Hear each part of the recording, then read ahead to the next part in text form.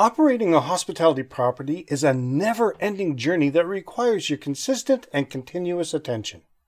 I'm going to highlight 10 productivity traits that waste time and ways to correct them.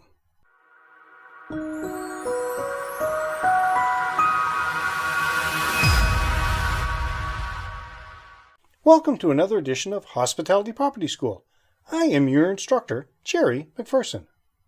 If you haven't subscribed yet, do it now, and make sure to hit the little bell so you'll be informed when I upload a new video. You won't want to miss anything I designed especially for you.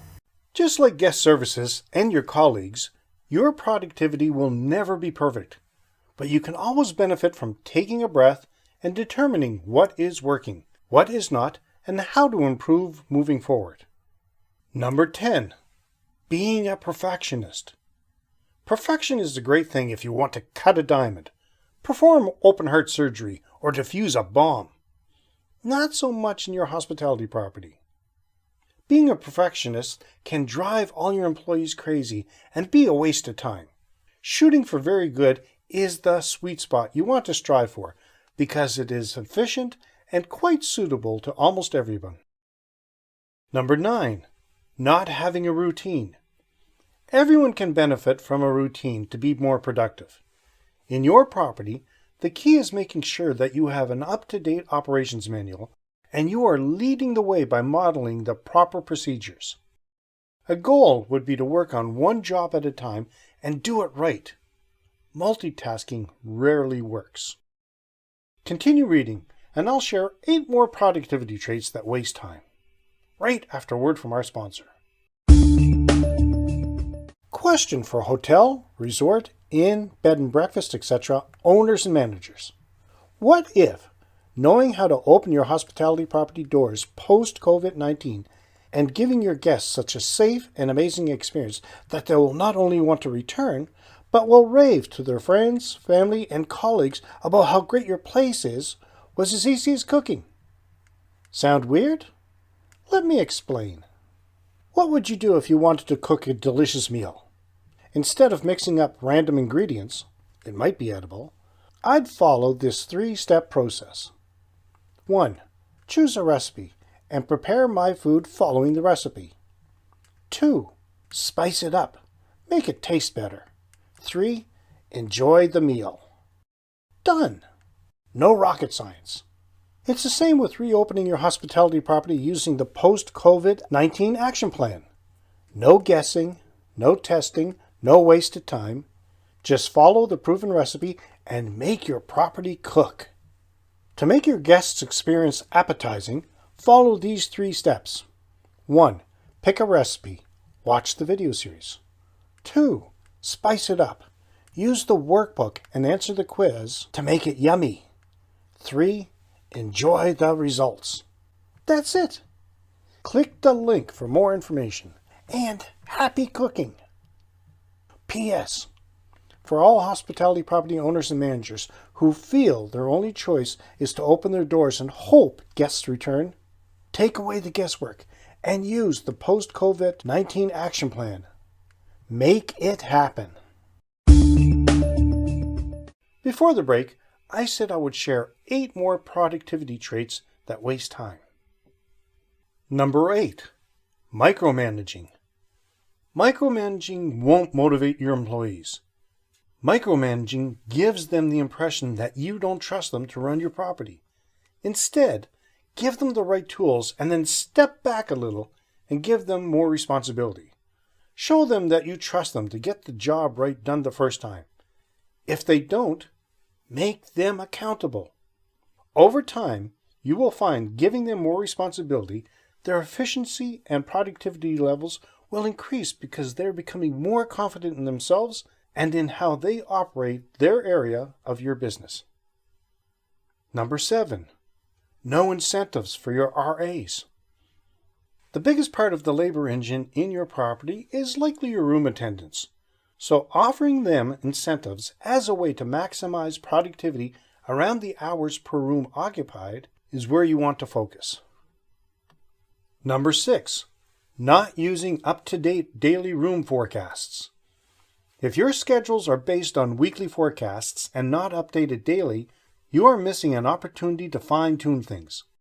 Post-COVID-19, the hospitality property industry will become even more a game of inches and a volume sport at the same time. An hour here and there all add up to whether you are taking or giving. Number 5, lack of effective communication. All employees need to know what's going on. Daily effective communication in all departments in a property is key.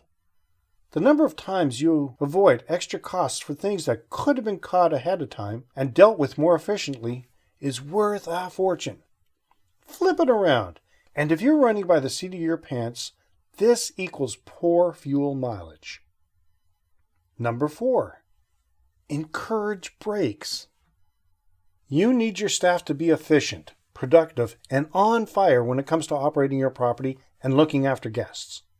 However, with a high workload, it's also important to encourage breaks to help reduce the risk of an employee having a burnout.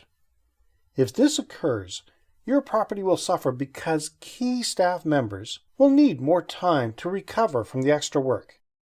Instead, encourage time off and make sure you have adequate staff who can fill in.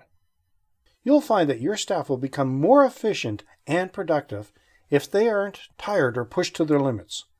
So encourage employees to take some time off when they're getting overworked or stressed out. Do these make sense so far? Let me know in the comments. Number 3, abusing breaks. Yes, I just said encouraging breaks are important, but unfortunately there are those who will find ways to abuse this time. Set realistic guidelines for smoke and bathroom breaks. Not that long ago, I remember the crowds of employees gathering around numerous times a day at the designated smoking spot. Unless you have guidelines, this could have a huge impact on working hours. Keep in mind, a trip outside for a smoke equals a trip to the washroom. Number 2, not tracking and scheduling with productivity measures. Track everything. If you're not using tools on a daily, weekly, monthly, and annual basis to track your labor effectiveness, you are missing the boat. As Peter Drucker says, you can't manage what you can't measure. Labor costs and percentages just do not work well enough here. And number 1, not controlling smartphones, social media, texts, and email. These can be huge time wasters, and finding a way to control your staff and the amount of time wasted on these devices is like finding the Holy Grail. Please let me know when you do, and tell me how you did it. If you're a member of the Hospitality Property School Group, as a bonus, I'm going to share 6 ways to boost productivity. In conclusion, operating a hospitality property is a never-ending journey that requires your constant and continuous attention. So it is important to determine the productivity traits you have at your property that are a waste of time and finding ways to correct them. This will not only make you, your employees, and property operate more effectively, but it will give you the time to focus on the things that will help your property grow and prosper. We cover more on customer service and employee training in the Guide to Owning and Operating a Hospitality Property Successfully book and course. You can find more information at keystonehpd.com. What productivity traits have you improved lately? Let me know in the comments. You're going to have access to this episode for the next 6 weeks, and then it's going to be locked away in the vault for Hospitality Property School Group members only. To see all the valuable material you would have access to as a member of the Hospitality Property School Group, check out the short video in this episode's post show notes. In the next episode, I will talk about traits of a top manager. That's it for today's episode. Until next time, have a fun day. Have you signed up for the latest insider tips? If you haven't done so, do it now. You can find the link in the show notes.